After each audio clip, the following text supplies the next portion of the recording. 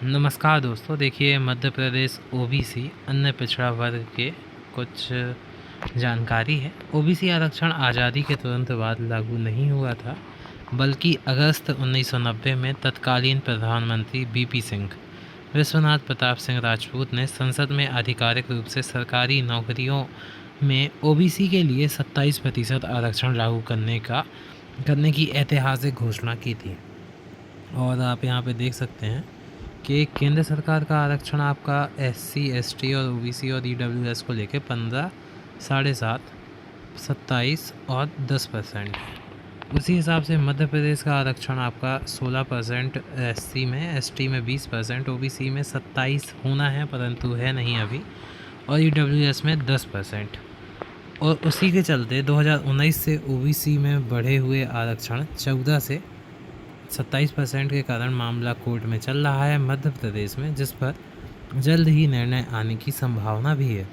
और मध्य प्रदेश में एससी या एसटी को केंद्र द्वारा लागू आरक्षण से अधिक लाभ दिया गया है, इसलिए उस समय ओबीसी का 27% आरक्षण लागू नहीं किया गया था, क्योंकि मध्य प्रदेश में एससी एसटी का आरक्षण ज़्यादा था।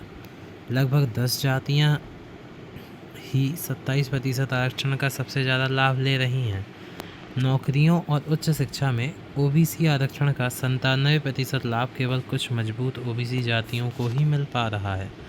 आप देख सकते हैं कि मध्य प्रदेश में 27% आरक्षण लागू होने की संभावना है या नहीं, और कोर्ट में लगातार जो मामला चल रहा है वो आप देख ही रहे हैं। और 27% आरक्षण लागू होने का मुद्दा यह है कि सरकारी भर्तियों में ओबीसी का आंकड़ा 27% होना चाहिए। सरकार को कोर्ट में यह सिद्ध करना है कि 27% ओबीसी नौकरियों में है या नहीं। पूरा डिसीजन इसी के आधार पर होगा। अब समझते हैं आरक्षण में प्रतिशत के आंकड़े। जैसा कि आप सभी को पता भी होगा कि जैसे किसी भर्ती में 100 पदों पर भर्ती निकलती है, तो सभी वर्गों का आरक्षण लागू होने के बाद जो अनारक्षित पद, अनरिजर्व सामान्य वर्ग बचते हैं, वे किसी एक जाति के लिए ही नहीं होते, बल्कि सभी जातियों के टॉपर्स इसमें शामिल किए जाते हैं। उसके बाद अपनी अपनी श्रेणी की लिस्ट बनती है।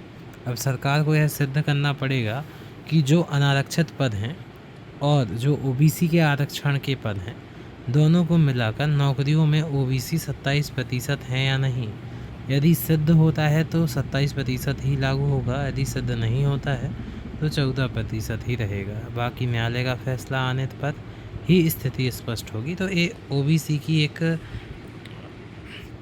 ओवरव्यू है, जानकारी है कि किस प्रकार से केंद्र और राज्य में मतभेद है, और इसी को लेके मध्य प्रदेश में लगातार संघर्ष जारी है।